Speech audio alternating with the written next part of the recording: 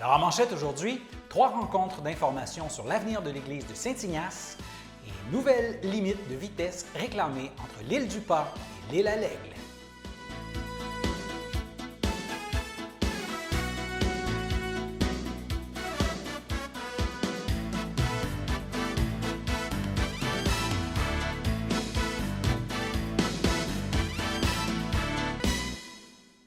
Alors bonjour mesdames, messieurs, mon nom est François Robert et bienvenue à votre bulletin d'information régionale du mercredi 2 septembre. Alors l'Assemblée du Conseil municipal de Saint-Ignace de Loyola de septembre s'est tenue hier soir dans l'église du village et l'un des points à l'ordre du jour était justement l'avenir de l'église du village. Le maire Jean-Luc Barthe a annoncé que le plan de son conseil concernant l'avenir de l'église serait dévoilé au cours des prochains jours sur le site de la municipalité. Puis, 3 rencontres d'information à ce sujet se tiendront. Voici les brèves explications du maire lors de la présentation de la motion en ce sens au conseil d'hier soir. Concernant la démolition de l'église et la construction d'un centre multifonctionnel. Ça, c'est suite à l'achat de l'église. On vous a dit qu'on était pour penser à ce qu'on pourrait faire. Le conseil a retenu un moyen, c'est, on vous dit comme d'aller avoir des nouvelles dans peut-être un jour ou deux. Puis il va y avoir des rencontres d'information. Suite aux rencontres d'information, il va y avoir une consultation publique pour ne pas dire style de référendum. Mais on veut vous informer de tout ce qui va se faire ici pour les soirées d'information. Il va y avoir le samedi 12 septembre à 2h, le 15 septembre à 19h30 et le 17 septembre à 19h30. Et si on a besoin de d'autres soirées ou d'autres, un autre samedi, soyez bien guettes, on va en faire d'autres. Parce qu'on veut que le monde soit informé, on veut être transparent de ce qui va se faire ici. Ça prendrait un peu l'heure. M. Christian Valois, M. Gilles Couchin, à ma droite. À ma gauche. Alors, questionné après la rencontre, le maire n'a pas voulu en dire davantage sur le plan du conseil pour l'Église. Il préfère attendre que ce plan soit rendu disponible sur le site de la municipalité au cours des prochains jours. Alors, c'est un dossier à suivre, bien entendu, et nous aurons d'autres échos du conseil de Saint-Ignace de Loyola pour vous au cours des prochains jours. Mais pour l'instant, si on regarde un peu le nouveau portrait de la situation pandémique pour l'ensemble du Québec, à l'échelle provinciale, la santé publique rapporte 5 764 décès reliés à la COVID-19 depuis le début de la crise, c'est 2 de plus qu'hier. La santé publique signale 132 nouveaux cas et en ce moment, au Québec, il y aurait 109 personnes hospitalisées en raison du coronavirus. De ce nombre, 20 se retrouvent aux soins intensifs. Et la région de la Naudière compte maintenant 4 867 tests positifs à la COVID-19 depuis le début de la crise, c'est 9 de plus qu'hier. Et maintenant, si on regarde un peu plus précisément la répartition des cas actifs sur notre territoire, les secteurs les plus à surveiller en ce moment sont Saint-Charles-Borromée, qui compte plus de 21 cas actifs, Lavaltrie en aurait entre 11 et 20, tandis que Mandeville en aurait entre 6 et 10, selon les données rendues publiques par le Centre de santé et de services sociaux de la Naudière. Cela dit, nous passons maintenant à notre première pause. Madame Christine. Présente. Madame Lynn. Présente. Madame Julie. Présente. Madame Isabelle. Présente. Monsieur Évariste. Présent. Madame Karine. Présente. Monsieur Redouane. Présent. Une belle carrière vous attend dans le monde de l'éducation. Répondez « Présent ».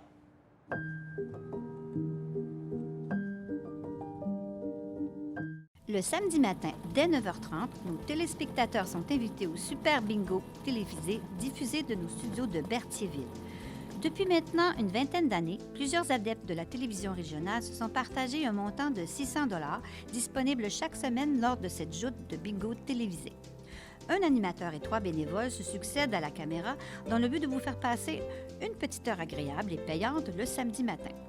On peut se procurer les cartes de jeu chez les dépositaires autorisés participants, c'est-à-dire à Berthierville, le dépanneur Formule 1 rue Gilles Villeneuve, le marché IGA Extra sur la rue Gabrielle-Brissette, le marché Métro rue Notre-Dame, la pharmacie Proxime rue Frontenac, le garage Pétroté sur la rue Gilles Villeneuve et à Saint-Ignace-de-Loyola, le marché Aldo rang Saint-Michel, le dépanneur Le Magasin Esso sur le chemin de la Traverse. C'est un rendez-vous tous les samedis matins à 9h30 sur les ondes de CTRB, votre télévision régionale et communautaire.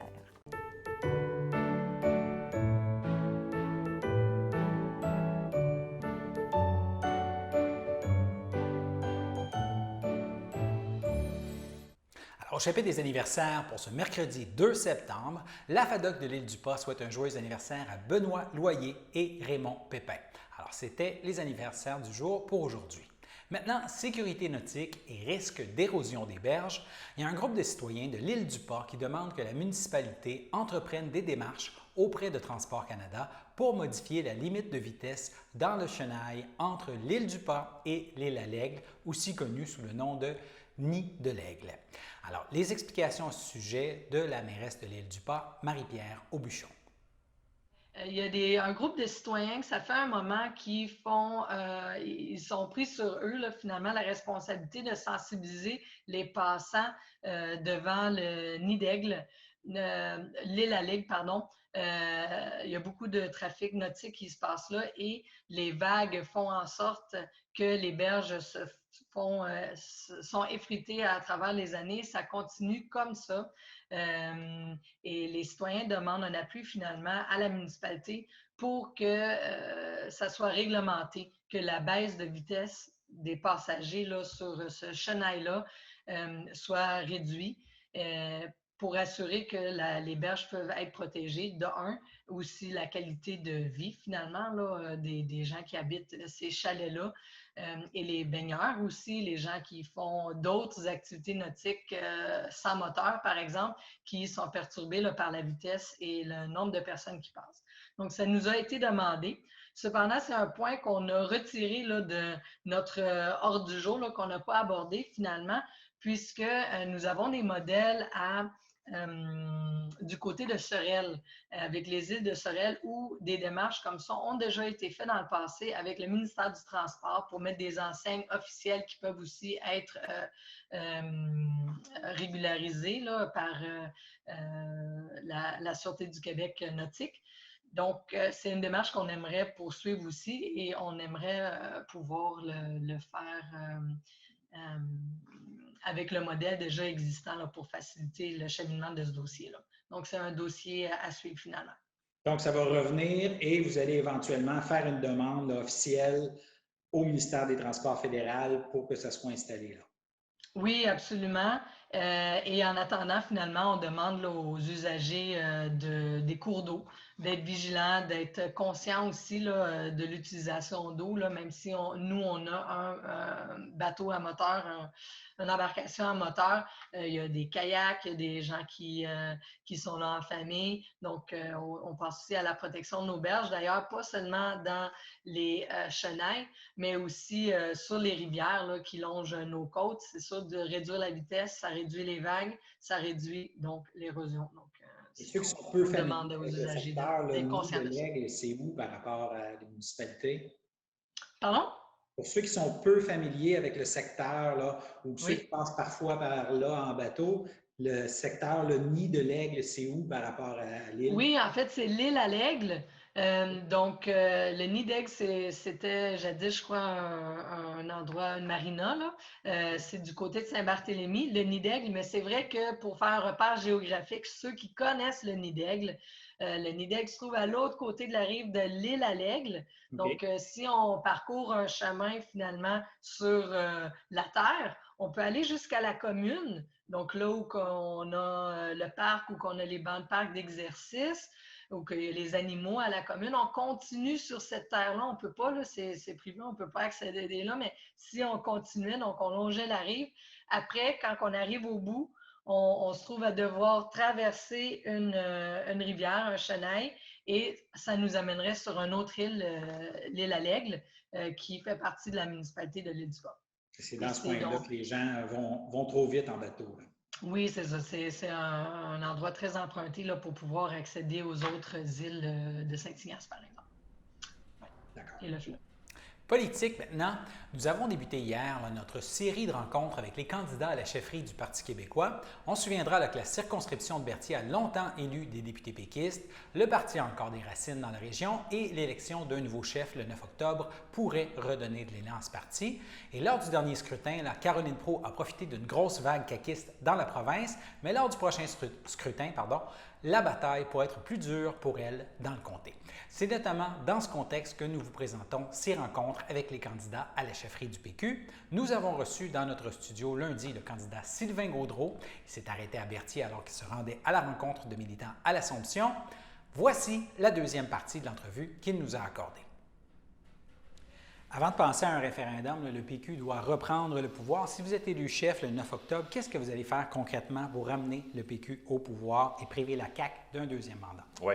Bien, écoutez, c'est la question essentielle.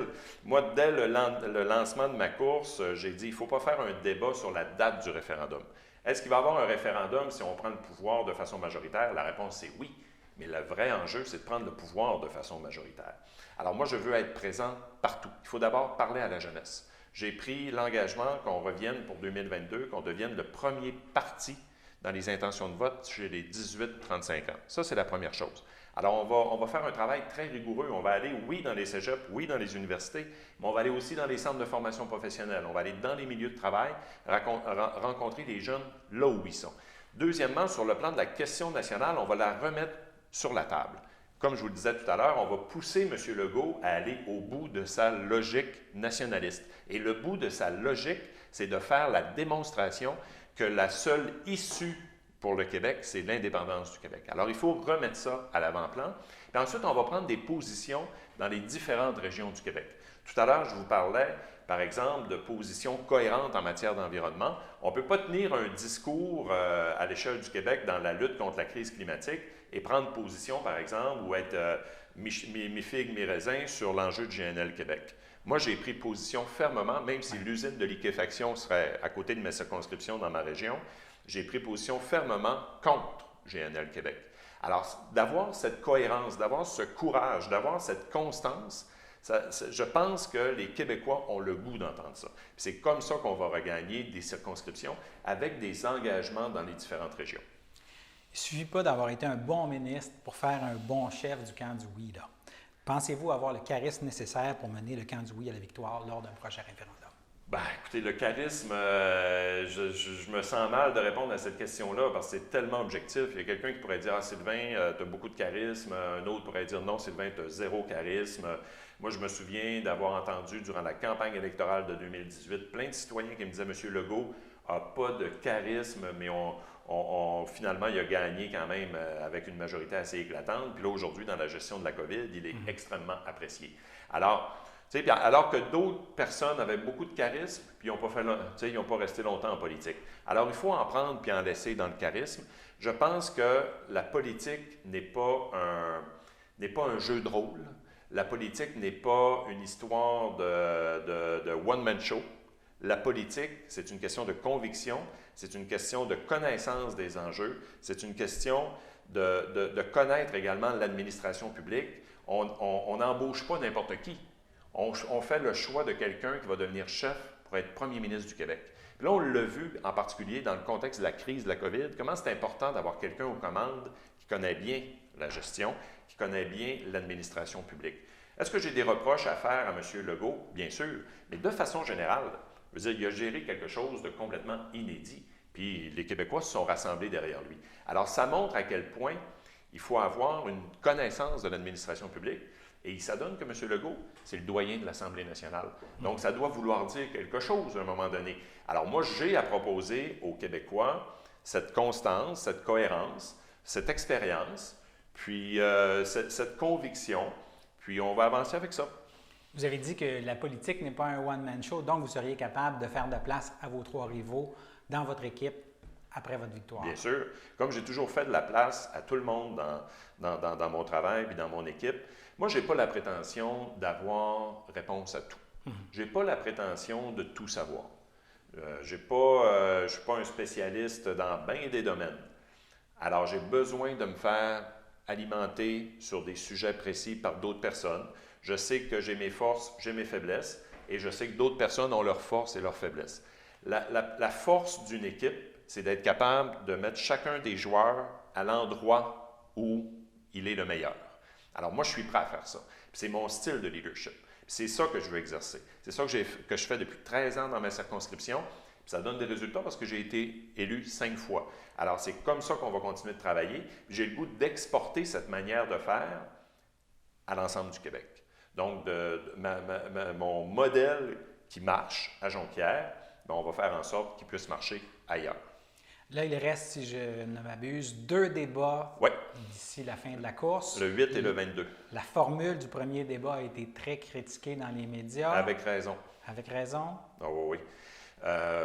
Moi, j'ai été, j'essaie de trouver le bon terme, peut-être estomaqué, parce que nous, les candidats, on avait eu les thèmes des débats. Liberté, indépendance, incarnation de l'indépendance, Première Nation et éducation. Puis on n'avait pas les questions précises. Mais très franchement, là, quand j'ai vu apparaître des questions comme est-ce qu'on va taxer les bateaux sur la voie maritime du Saint-Laurent,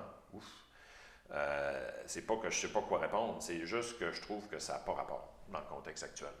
Mais là, on était sur scène, puis on était en plein débat.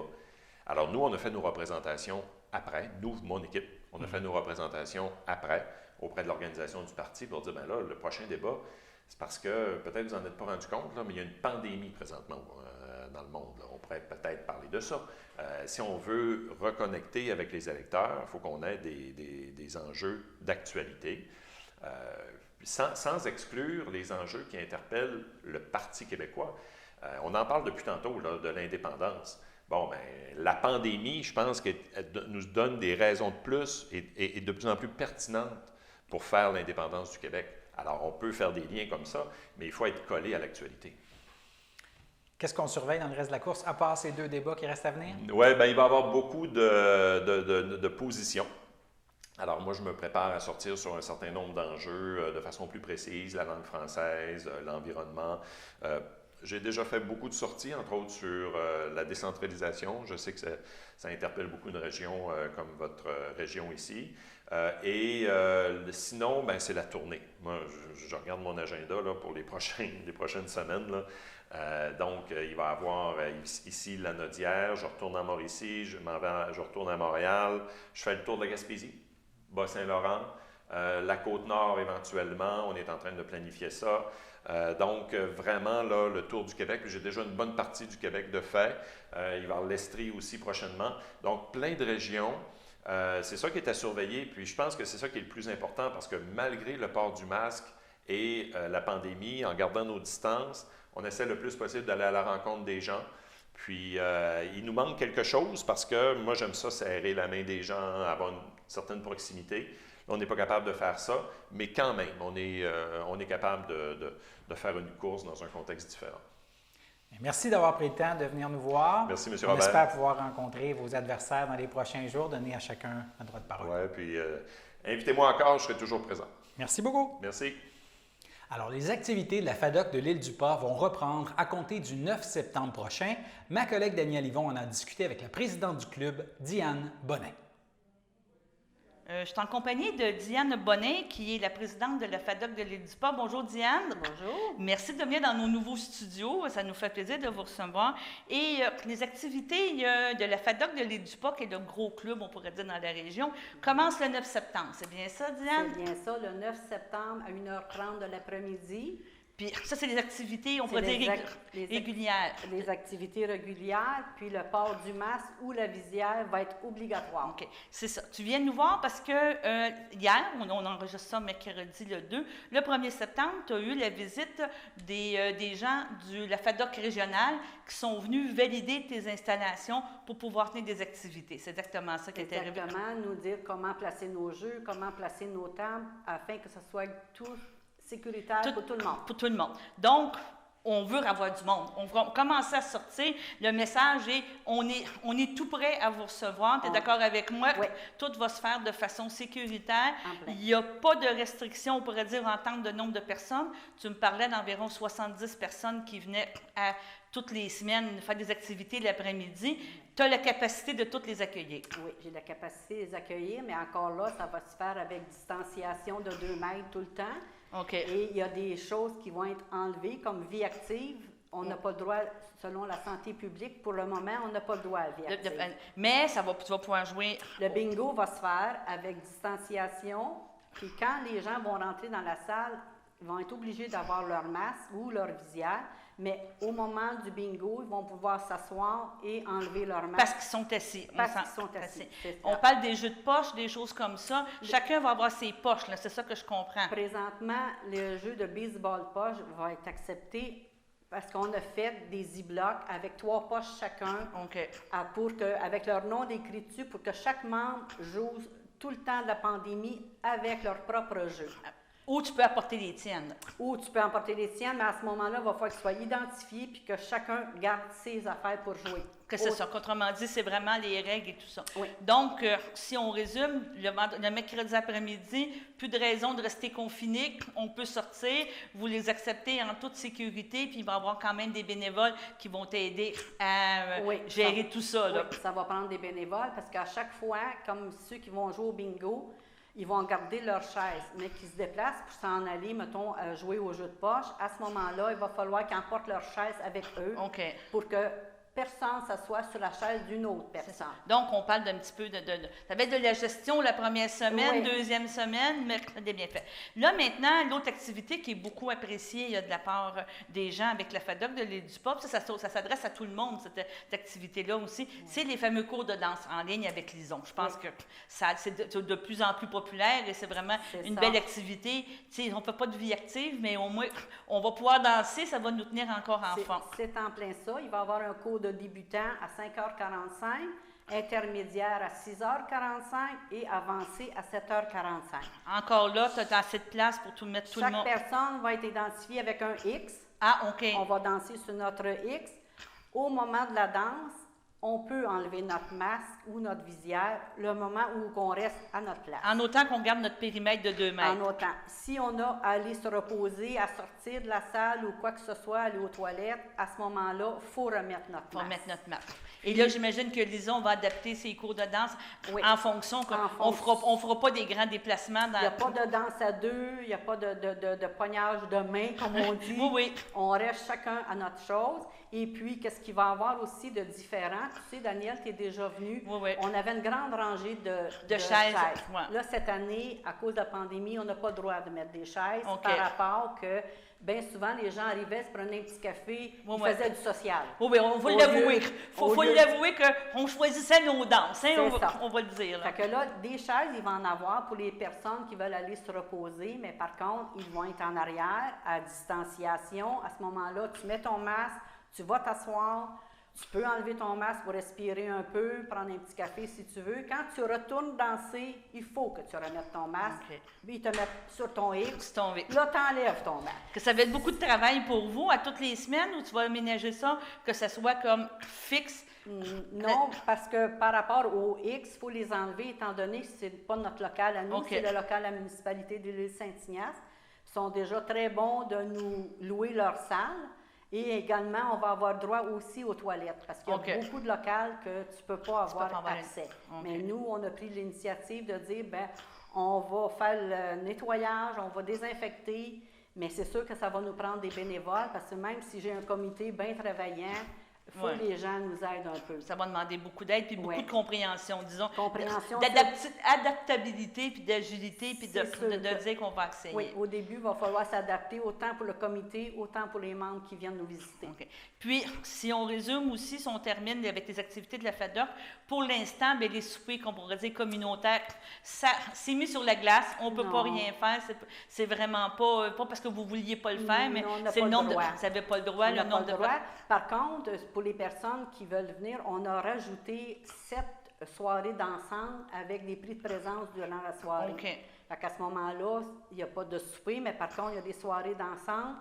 Fait que ça peut faire une Là, belle activité pareille. C'est ça. Puis ça va être, vous allez pouvoir respecter les règles et tout. Je sais que l'année passée, il y avait des petites surprises, style un buffet, puis tout ça. Oui, avez-vous prévu que non plus? Là, cette année, côté nourriture, on n'a pas le droit pour le moment. OK. Et par contre, quand vous allez venir, vous allez avoir le calendrier d'activités. Toutes les dates sont marquées, toutes les choses sont marquées dedans. Vous allez pouvoir savoir quand on a une soirée d'ensemble. OK. Donc, ça résume pas mal toutes les activités pour la FADOC à date. Là. Si on se parle en début septembre, ça peut évoluer avec les règles, avec tout là, au cours de l'année. J'imagine que vous êtes ouverte à tout s'il arrive n'importe quoi. C'est sûr et certain que si on a des choses qui peuvent se rajouter, ça va nous faire plaisir de les rajouter, mais par contre, si on a des choses qui sont enlevées, nous, on fonctionne avec le FADOC régional ainsi que Santé publique.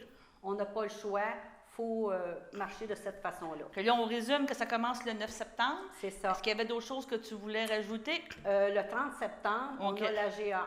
OK, oui, c'est vrai. La GA, ça, c'est ce qu'on était supposé de faire en avril passé. Donc, on a été fermé, on n'avait pas le choix. Ça va être remis au 30 septembre. À ce moment-là, ça va commencer à 13h de l'après-midi pour qu'on puisse faire les activités à 13h30.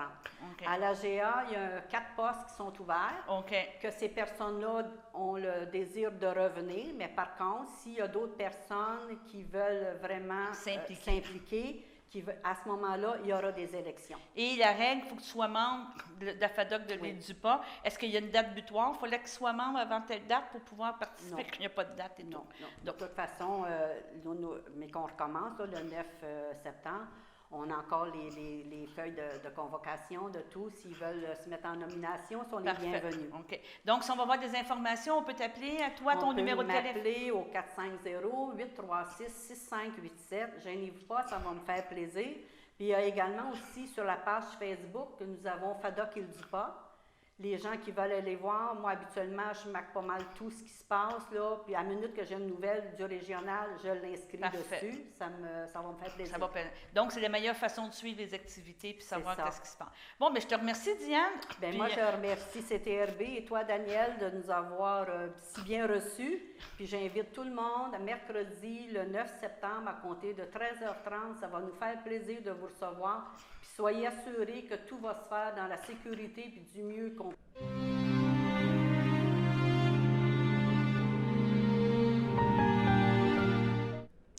Au CHUM de Montréal, le 19 août, à l'âge de 28 ans et 10 mois, est décédée Mme Marie-Pierre Brissette. Elle était la fille de Richard Brissette et de Linda Adam.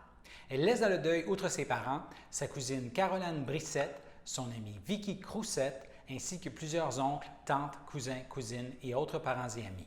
Et la famille accueillera parents et amis ce dimanche, le dimanche 6 septembre, dès midi, au complexe funéraire Efterio du 741 rue Notre-Dame à Berthierville. Suivra un hommage à la chapelle à 14h et les cendres de Marie-Pierre seront ensuite déposées au columbarium du complexe.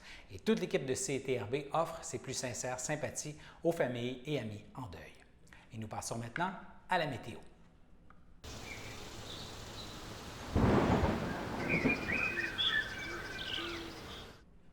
Alors, mercredi soir, il y a un risque d'orage violent.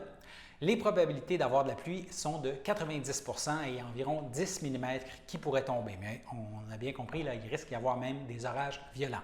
La température prévue est de 21 degrés. Et dans la nuit de mercredi à jeudi, il y aura des passages nuageux avec un mercure de 15 degrés Celsius. Jeudi matin, ce sera généralement ensoleillé avec de nouveau 15 degrés Celsius. Et jeudi après-midi, ça reste ensoleillé et la température grimpera à 24 degrés. Alors voilà, c'était vos informations sur les ondes de CTRB. Revenez-nous demain pour un autre bulletin d'information régionale et merci de continuer de nous suivre.